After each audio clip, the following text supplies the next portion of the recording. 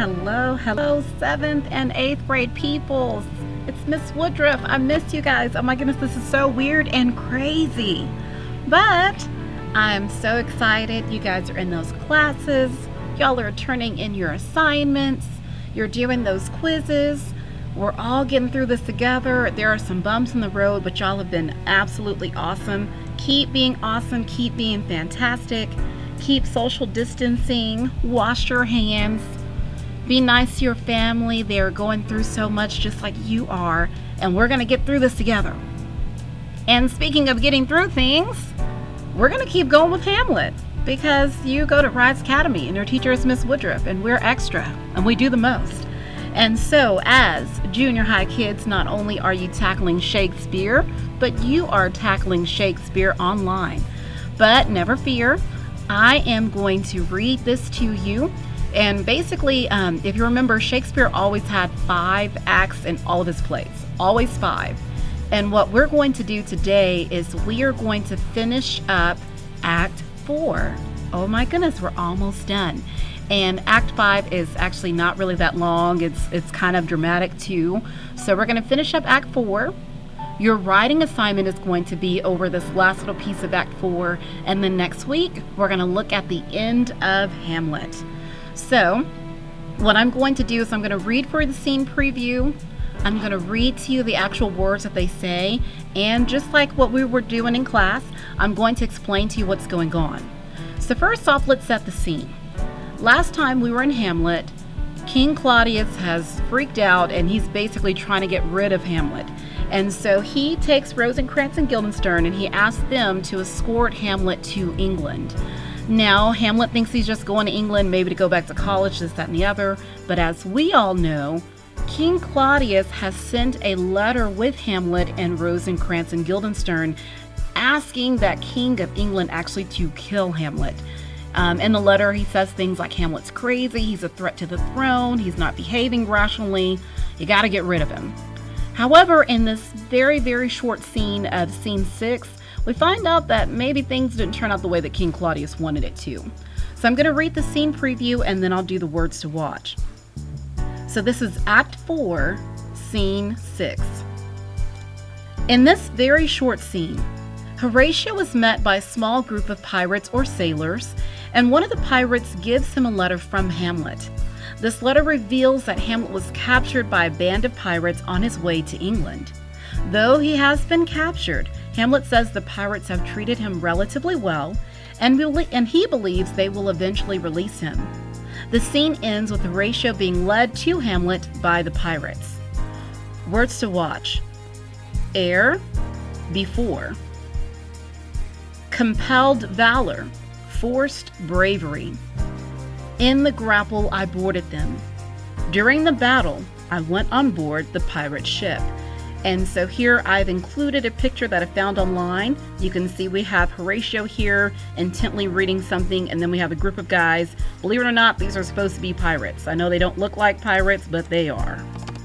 They're Elizabethan England pirates. Okay. So scene 6, now I'm not going to say each character as they begin speaking because that would just get really, really tedious, but I will definitely explain to you what I'm reading as I go. Okay, so when this scene begins, in my mind, I imagine that Horatio is standing somewhere, maybe in a courtyard, maybe in a foyer, maybe some part of the castle, and he's approached by a gentleman first, maybe like a butler or someone saying, "Hey, Horatio, there's someone who wants to speak with you." And then after that, then the pirates or the sailors come in.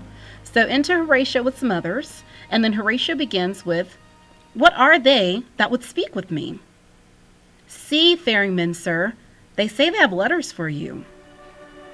"Let them come in." So at that point, the gentleman leaves, and Horatio is just kind of hanging out, waiting for the gentleman to come back with the pirates. Okay, so exit gentleman. "I do not know from what part of the world I should be greeted, if not from Lord Hamlet." So right off the bat, Horatio is thinking, this is kind of weird, and I bet Hamlet has something to do with it. And like I've said, Horatio does really turn out to be Hamlet's one true friend.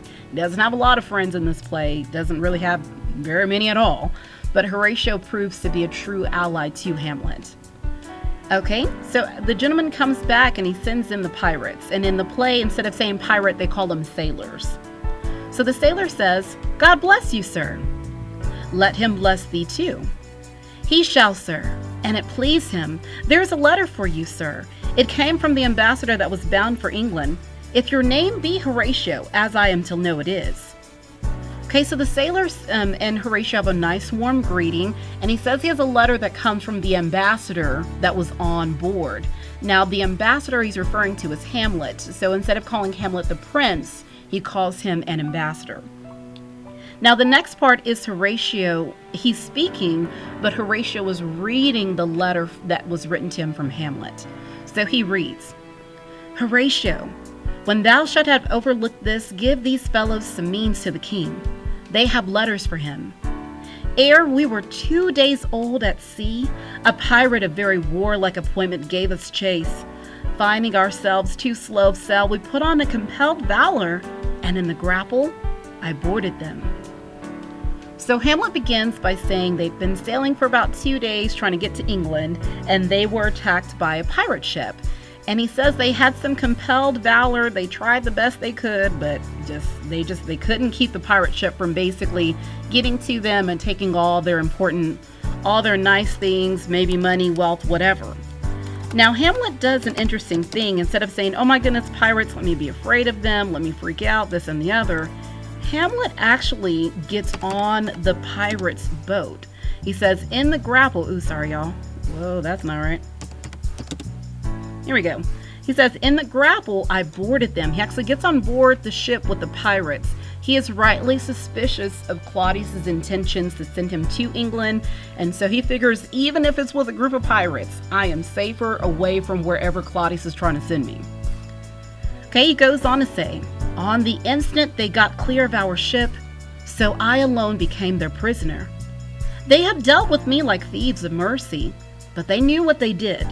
I am to do a good turn for them. Let the king have the letters I have sent, and repair thou to me with as much speed as thou wouldst fly death. I have words to speak in thine ear that will make thee dumb, yet they are much too light for the bore of the matter. These good fellows will bring thee where I am. And then the letter concludes, Rosencrantz and Guildenstern hold their course for England. Of them I have much to tell thee. Farewell. He that thou knowest thine, Hamlet. So in the end of the letter, he says he gets on board the ship with the pirates, but the pirates have been nice. He says they have dealt with me like thieves of mercy.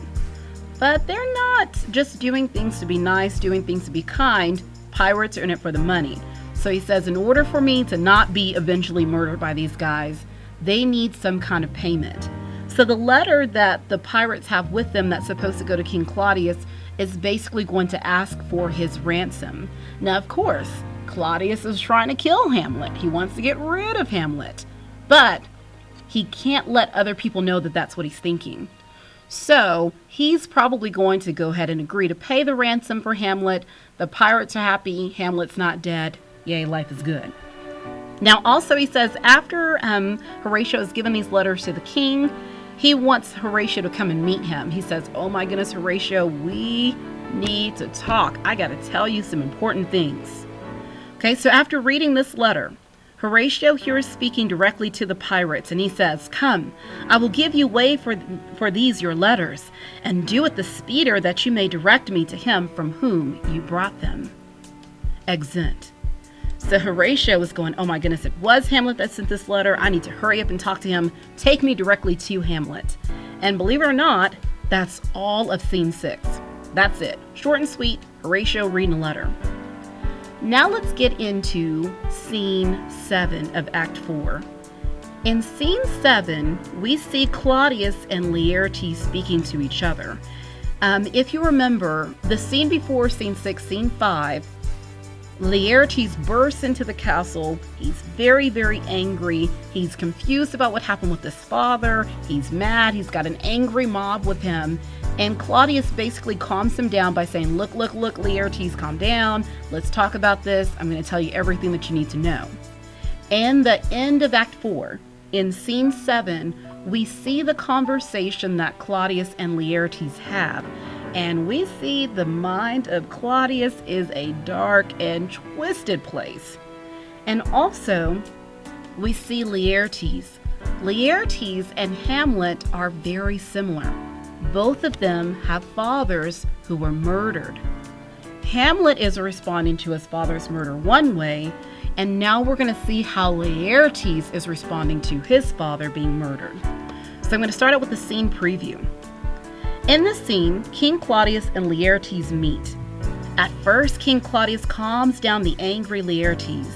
Then he explains his plan to murder Hamlet.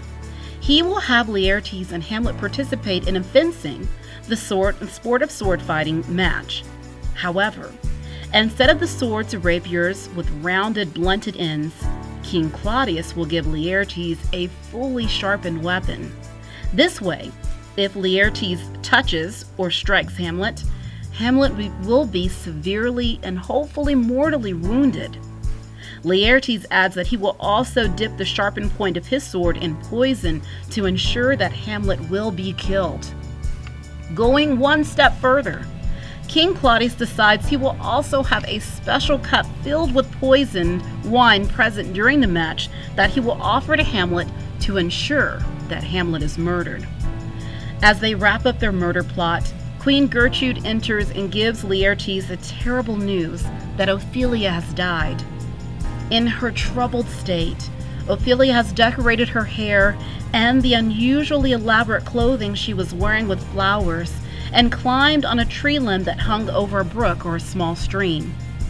The limb that Ophelia was on broke, and she fell into the brook and drowned.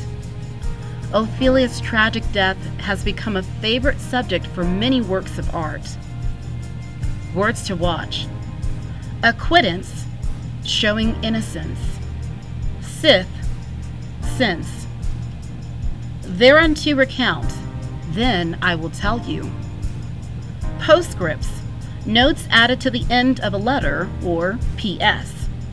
Exploit, plan; devise, to come up with; riband, ribbon; livery, uniform; gallant, a young, fashionable man; rapier, the special thin sword used in fencing matches; envenom, poison; abate, to lessen; spendthrift, a very cheap or frugal person; ulcer, a sore; double varnish on the fame, he will embellish your great skills; contriving, thinking up or creating; foils, fencing swords; requite, to repay, or in this meaning, to avenge; anoint, to put a special potion on; an unction of mountebank,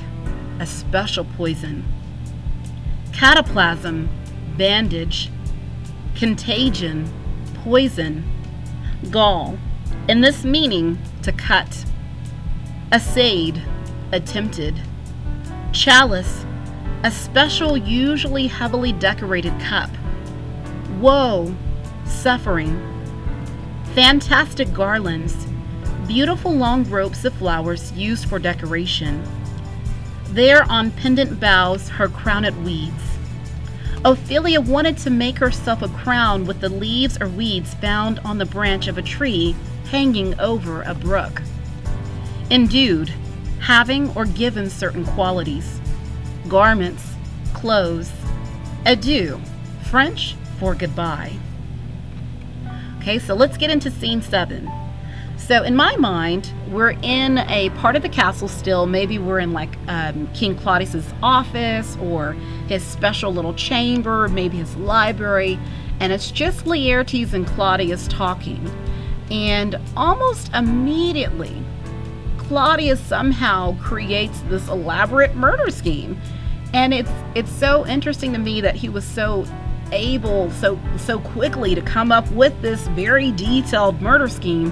It makes you wonder about Claudius. Either one, he's just someone who's just very, very on top of things and likes to take care of business, He's super, super evil, maybe both, but somehow he already has this murder scheme going. And that's especially interesting because he's just sent Hamlet to England to be murdered. So it's almost like he had a plan A to murder Hamlet. That was Hamlet going to England. Then he's got this plan B to murder Hamlet. And we're going to see inside of his plan B, he's got all these other backup plans to make sure that Hamlet dies. He is just either he's really determined, he's really evil, or both. Okay, so now we're going to jump into it. We start out with King Claudius talking to a very, very angry Laertes. King Claudius says, "Now must your conscience my acquittance seal, and you must put me in your heart for friend, sith you have heard, and with a knowing ear, that he which hath your noble father slain pursued my life." So Claudius starts out by saying, "Look, Laertes, calm down. I promise I had nothing to do with your father's death. I had nothing to do with Polonius being murdered. And the same person who murdered your dad tried to murder me too. So we're on the same team," basically is what he's saying here.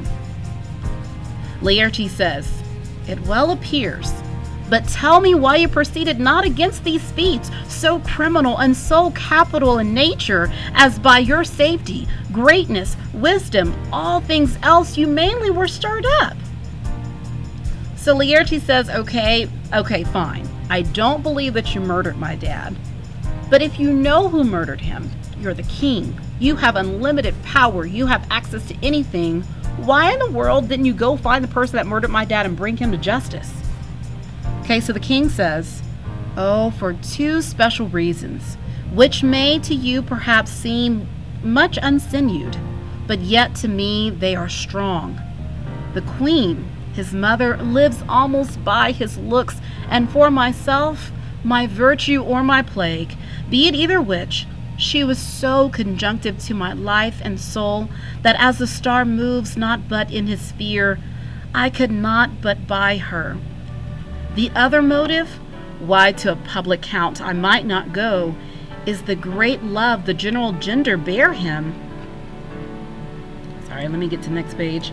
"Who dipping all his faults in their affection, work like the spring that turneth wood to stone, convert his gyves to graces, so that my arrows, too slightly timbered for so loud a wind, would have reverted to my bow again, but not where I had aimed them." Okay, so Laertes says, if you know who did it, why didn't you punish him? The king says, "I didn't punish Hamlet." Remember, Hamlet kills Polonius. He stabs him through the curtain while Hamlet's talking to his mom. He says, "I didn't go after Hamlet for two reasons. First off, he's my wife's son." And he says, "Either it's my plague or my virtue. I just love Queen Gertrude so much I couldn't bear to make her sad. And if I go after Hamlet, if I pursue him, maybe even if I execute him, I'm going to hurt my wife's feelings. And I couldn't live with myself if I did that." The second reason that he gives to not pursuing Hamlet is that the people of Denmark, the general gender, they love him. They love the Hamlet. He's handsome, he's young, he's dashing. Even before, all the craziness and everything like that happened, he's someone that most people walking around Denmark really, really like. So even though Hamlet did something really, really bad, he made a bad decision, King Claudius is afraid that if he goes after Hamlet, the people of Denmark are going to go after him. They're going to find a problem with that. "Man, I can't believe Claudius, went after Hamlet, blah, blah, blah." And he says, that'll be a threat to my throne. Okay, so let's see what Laertes says to that. He answers, "And so have I a noble father lost, a sister driven into the desperate terms, whose worth, if praises may go back again, stood challenger on mounts of all the age for her perfections. But my revenge will come." And he says, "Really? That's your response for everything I've gone through? I've lost my father, and then my beautiful, awesome sister has lost her mind. You know what? If you don't want to get the revenge," he says, "my revenge will come." That's exactly what King Claudius wants to hear. He is so excited to hear that because he is going to go for the gold on pulling Laertes into this murder plot. The king answers, "Break not your sleeps for that. You must not think that we are made of stuff so flat and dull that we can let our beard be shook with danger and think it pastime. You shortly shall hear more. I loved your father, and we love ourselves, and that, I hope, will teach you to imagine. Okay, so the king says, man, I understand that you're upset, and I know, don't think for a minute that I am so flat and dull that I don't want revenge. Oh no, we're going to take care of that. Now, ironically enough, as soon as King Claudius assures Laertes that he's going to get some sweet, sweet revenge, in comes in a messenger. And of course, that messenger is coming in with the letters that come from the sailors. This is going to let King Claudius know that his first murder plan to kill Hamlet didn't work. Hamlet's alive, and those pirates want some ransom payment. Now, this is the first time King Claudius realizes that his murder plot for sending Hamlet to England did not work. However, almost instantly after getting this news, Claudius is going to cook up a whole nother murder scheme. Okay, so enter a messenger with letters. These to you, your majesty, this to the queen. The king, you can imagine him looking at the letter saying, wait, who's this from? From Hamlet? Who brought them? The messenger says, sailors, my lord, they say. I saw them not. They were given to me by Claudio. He received them of him that brought them. Laertes, you shall hear them. Leave us. Okay, so King Claudius is surprised. He's thinking, wait, why is Hamlet sending me letters? I thought he was going to England to be murdered. Crap. And he says, you know what, Laertes? I'm going to go in and read this out loud so you can hear it. So the king opens up the letter and he starts reading. The messenger leaves and the king starts reading. High and mighty, you shall know, I am set naked on your kingdom. Tomorrow shall I beg leave to see your kingly eyes, when I shall first asking your pardon thereunto recount the occasion of my sudden and more strange return. Hamlet. So the king is reading this going, wait, what? And he says, what should this mean? Are all the rest come back? Or is it some abuse and no such thing? So Claudius is surprised, one, that Hamlet's coming back to Elsinore. Why is Hamlet not on his way to dying? And you can imagine King Claudius going, crap. Hamlet's still not dead. And then almost instantly, he is going to come up with the most complicated and elaborate murder plot ever. And like I said, either Claudius is really smart, he just thinks about killing people all day long, he's just really evil, I don't know. But somehow he's going to magically come up with a really elaborate murder plan, him and Laertes. Now, Laertes is also surprised, and he wants to make sure this is really and truly Hamlet. He says, well, is it Hamlet's handwriting? He says, know you the hand? Let's scroll on over. 'Tis Hamlet's character, naked, and in a postscript here he says, alone? Can you devise me? Okay, so the king says, oh, Laertes, yep, this is definitely Hamlet's handwriting. And then here in the postscript he says, meet him alone. Oh my goodness, what is going on? Laertes is just as surprised and just as confused as the king. He says, I am lost in it, my lord, but let him come. It warms the very sickness in my heart that I shall live and tell him to his teeth, thus didst thou. Laertes says, I don't understand it and I kind of don't care. I'm just excited that he's back so that I can look him in the face and get my sweet, sweet revenge. Okay, so king, speak to that. He says, if it be so, Laertes, as how should it be so? How otherwise? Will you be ruled by me? So the king says, instantly coming up with this murder plot, he says, if you want your revenge, will you do it my way? Will you be ruled by me? Laertes answers, my lord, so you will not overrule me to a peace. To thine own peace, if he be now returned as checking at his voyage, and that he means no more to undertake it, I will work him to an exploit now ripe in my device, under the which he shall not choose but fall, and for his death no wind of blame shall breathe, but even his mother shall uncharge the practice and call it accident. Okay, so Laertes says, I'll do what you tell me as long as you're not going to try to calm me down and make me be peaceful. The king says, oh, no. If you follow me, follow my murder plot, I will come up with a plan so awesome, so perfect, so crafty, that even his own mother will think that his death was an accident. And like I said, he does this right here. He says, to an exploit now ripe in my device. Okay, so he just comes up with it on the fly. What? Okay, Laertes is intrigued. It's almost like he's saying, okay, tell me more. My lord, I will be ruled. The rather if you could devise it so that I might be the organ. The king says, it falls right. You have been talked of since your travel much, that in Hamlet's hearing for a quality wherein they say you shine. Your sum of parts did not together pluck such envy from him as did that one, and that in my regard, of the worthiest siege.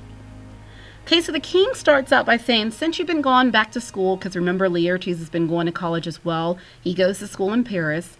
People have come back talking about Laertes. And there's been rumors swirling about Laertes, good rumors.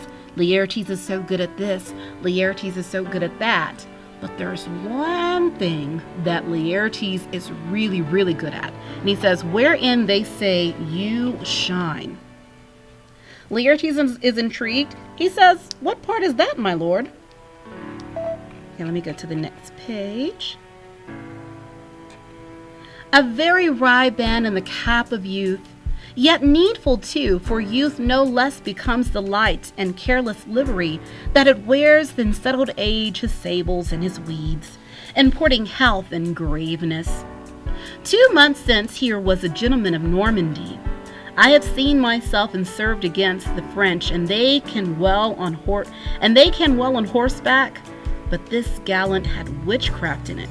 He grew unto his seat, and to such wondrous doings brought his horse as he had been encorpsed and demi-natured with the brave beast. So far he topped my thought that I in forgery of shapes and tricks come short of what he did. Here the king seems to talk about something that is totally and completely unrelated to the murder of Hamlet. He says there was a guy who came to the castle not too long ago, and he was a Norman. Remember, Normans are Vikings who settled in France, and so they're called Normans. And this Viking came apparently to the castle to put on a show, and he works with horses. And the king says that he was so fantastic on horseback, it was like he and his horse were one. It's like they had become encorpsed and demi-natured. And he says this guy was fantastic at horse riding, he did all these cool tricks, yay, life is good. So at first you're reading this thinking, why in the world is he talking about a man doing tricks on a horse? What? Okay, it's gonna make sense here in a little bit. Laertes asks, a Norman was it? A Norman. Upon my life, Lamord? The very same. Okay, so Laertes is thinking, wait, it was a guy from France, a Norman, he was good on horses. Oh, I know him. His name is Lamord. And King Claudius is like, yep, that's the guy. He came to the castle not too long ago. So Laertes says, oh, I know him well. He is the brooch indeed and gem of all the nation. So Laertes says, yep, I know about Lamord, and he is awesome on horseback. Okay, so the king says, he made confession of you and gave you such a masterly report for art and exercise in your defense, and for your rapier most especial, that he cried out it would be a sight indeed if one could match you. The schemers of the nation, he swore, had neither motion, guard, nor eye if you oppose them. Sir, this report of his did Hamlet so envenom with envy that he could nothing do but wish and beg your sudden coming over to play with you. Now out of this. Okay, so King Claudius says whenever Lamord came to the castle and did this great show, afterwards he got to talking about you, Laertes, and Lamord made it seem like Laertes was the most fantastic fencer in all the land. He said that you were the best of the best of the best. And while he was talking, he said Hamlet went crazy with jealousy. It said it envenomed Hamlet with envy. So much so that Hamlet says, oh wait, Laertes is great, Laertes is good at fencing, bring him here right now. I want to challenge him, because Hamlet himself also believes that he is an excellent fencer. So if you know anything about fencing, in my scene preview I put a picture here. Fencing is a sport of sword fighting. And usually when it's played, the guys or the ladies that do the fencing, they wear a very special suit. They have protection on their face. And the goal of fencing is to touch your opponent with your sword or with your fencing foil. Now, it's not to stab because the fencing foils are supposed to have round or blunted ends. They're not supposed to be dangerous. But if you can get your foil to come in contact with your opponent, that's a point or a touch. And actually, that's where we get the word toucher. Toucher in French means touch. So when you touch someone, you say touché, and that means yes, you got it. Nowadays, we use it in slang or common terms. Let's say you're arguing with someone and they have like a really good comeback, and you look at them and say, okay, all right, touché. That's where we get it from. So apparently, Laertes is very, very good at fencing, and so is Hamlet. And right now, King Claudius is thinking, you know what? Hamlet is super jealous of how this Norman person spoke about your great fencing skills. Now, also, once again, this still seems really, really random. Why? Why mention Lamort? Why mention fencing? We're going to see how this all connects to his murder plot. Laertes says, "What of this, my lord?" The king replies, "Laertes, was your father dear to you? Or are you like the painting of sorrow, a face without a heart?" Laertes says, "Why ask you this?" Here Claudius is manipulating Laertes. He's pulling at his emotions. Before he gets down to the nitty-gritty of the murder plot, he says, "Laertes, did you really love your dad? Or are you just acting sad?" So he's baiting him. You know, that's going to make Laertes say, "Of course I love my dad. I'll do anything for my dad," blah, blah, blah, blah, blah. He wants to make sure that Laertes is fully emotionally invested in this murder plot. The king answers, "Not that I think you did not love your father, but that I know love is begun by time, and that I see in the passage of proof time qualifies the spark and fire of it. There lives within the very flame of love a kind of wick or snuff that will abate it, and nothing is at a like goodness still, for goodness, growing to pulsery, dies in his own too much.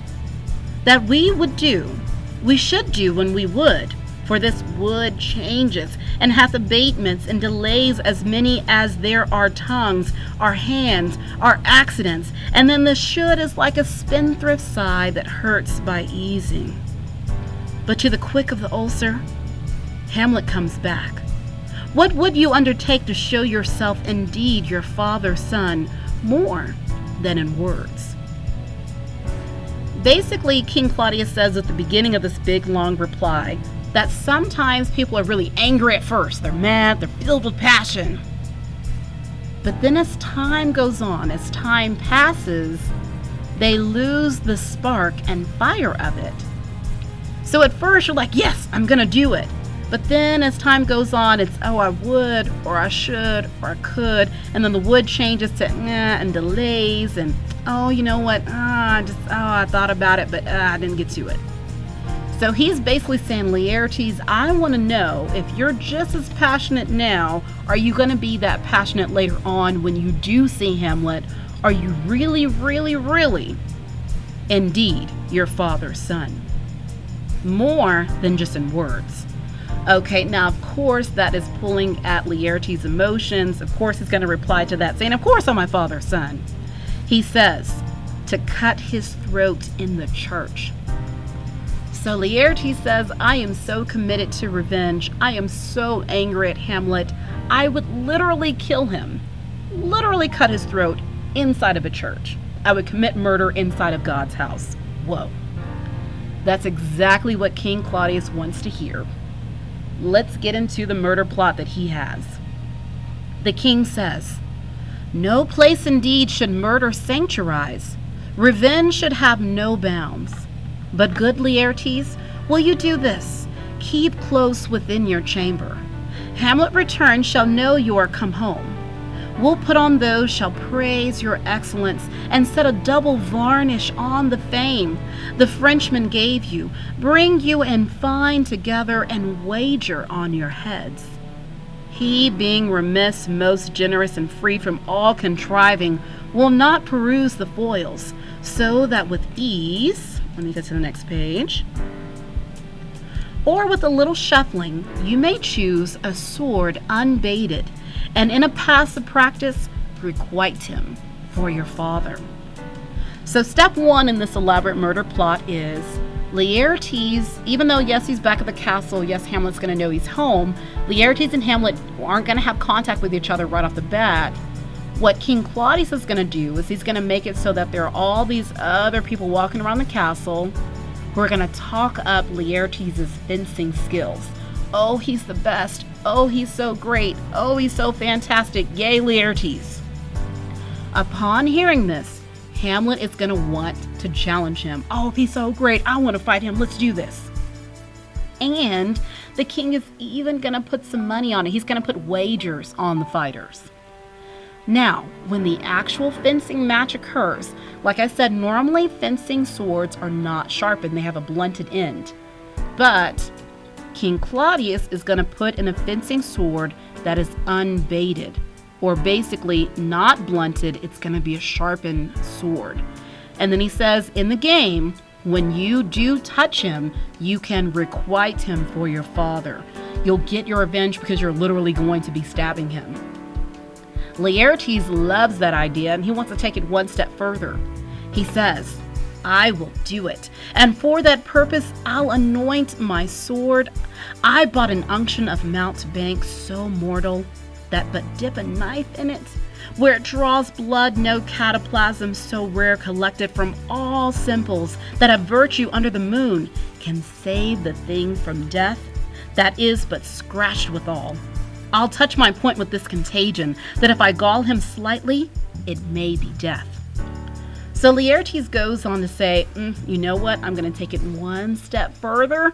I have poison, such a powerful, ridiculous poison, that as soon as it goes inside someone's body like a cut and it gets to their blood, there's nothing in the world that's going to be able to undo it. There's no antidote for it.